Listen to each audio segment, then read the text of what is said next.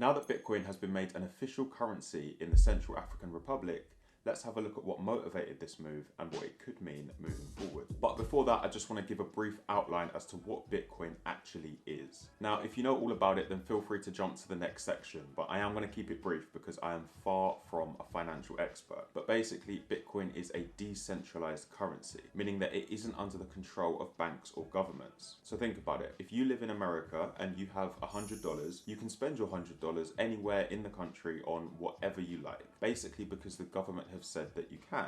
Any business you walk into has to be willing to accept dollars as a form of payment. But what if one day the government decides to change the currency? Or what if they chose to freeze your bank account? Or as we saw in 2008, the value of the currency drops due to the actions of the banks. Well, in that case, your $100 will either entitle you to a lot less, or it will have no value whatsoever. So the current system relies on trust to maintain its stability. Bitcoin exists outside of this trust. It's decentralized. And with records of all transactions ever made available on the blockchain to anyone with a Bitcoin wallet, it offers a much more secure method of exchanging money. So this all sounds great, right? As a consumer, on an individual level, you have more control over your own assets. And there are hopes that in adopting it as its national currency, the Central African Republic could reap the benefits. Financial independence is always something to be encouraged. And the theory is that if you're an ambitious young entrepreneur starting your own business, then traditionally you would be dependent on the bank. You're trusting them to hold on to your money, and you're trusting that it will have held on to its value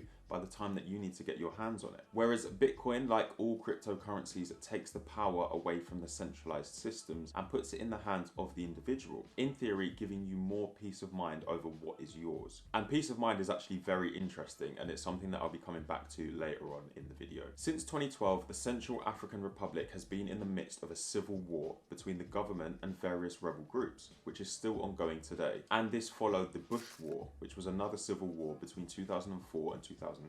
So with almost 2 decades of conflict, as well as a political crisis following the 2020 election, the result is a huge damaging impact on the economy, with about 71% of the population living below the poverty line, with $1 converting to about 620 CFA francs. So clearly then, something needs to change to improve the financial situation. As I said, there are many benefits of adopting Bitcoin as legal tender. Some think it could help the country gain some sense of financial stability, as well as providing a platform for growth in its digital infrastructure. But here's the catch. The only way for Bitcoin to be a success anywhere is with an already strong digital infrastructure. And that's something which desperately needs improving in the Central African Republic. According to world data, in 2019, only 4% of the country had access to the internet, and your normal everyday person doesn't really know what crypto is. Let's be honest, with the picture I painted, there are clearly more important things to be thinking about. So with all this in mind, can this move really be something that transforms the lives of the people? This is a skepticism that is shared by the former Prime Minister and current opposition MP, Martin Ziguele, as he claims this law is a way of getting out of the CFA franc through a means that guts the common currency. It isn't a priority for the country. This move raises the question, who benefits from it? One of the arguments leveled against cryptocurrency is its instability, and this has been vocalized a lot by the International Monetary Fund. But their opposition is probably unsurprising, given that cryptocurrencies offer an alternative to traditional financial restrictions. As I said, your current transactions are bound by governments and banks, essentially giving you permission to trade. And of course, these are the organizations which the IMF are tied to heavily. More freedom for you means less control for them, which is obviously going to be a concern for the traditional systems. So in general then, there are so many benefits of adopting Bitcoin as legal tender, but it doesn't seem to be something that is practical right now for the Central African Republic. But now that it's here, what could it mean for the future? Well, let's take a quick look at El Salvador as a bit of a case study. Since being adopted alongside the US dollar in 2021, Bitcoin has struggled to take off. It's thought that only 20% of people in El Salvador are using Bitcoin, with businesses reporting that the vast majority of transactions are still made in US dollars. Most say they don't trust Bitcoin,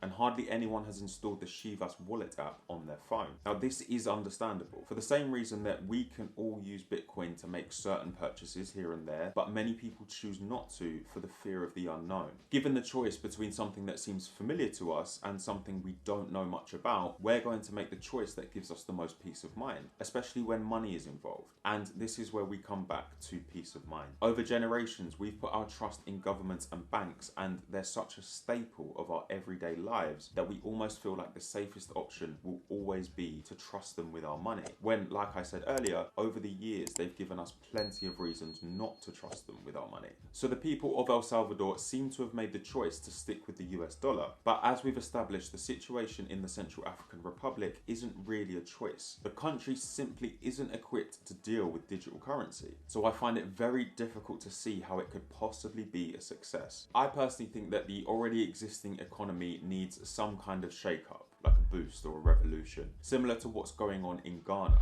And you can actually learn more about that in this video right here. But obviously that would take a long time, and it would require a level of political stability that just doesn't exist in the Central African Republic. The notion being touted is that moving to a digital economy will make all of these things possible, but it seems more likely to me that it would work the other way round. All these things need to be in place in order to successfully implement a digital economy. Of course, I could be completely wrong, but either way, it's a topic that I'm going to keep a close eye on and potentially revisit after a bit of time has passed, just to see what impact Bitcoin is really having on the Central African Republic. If you've enjoyed this video, then be sure to check out this one for some more interesting content, and I'll see you over there.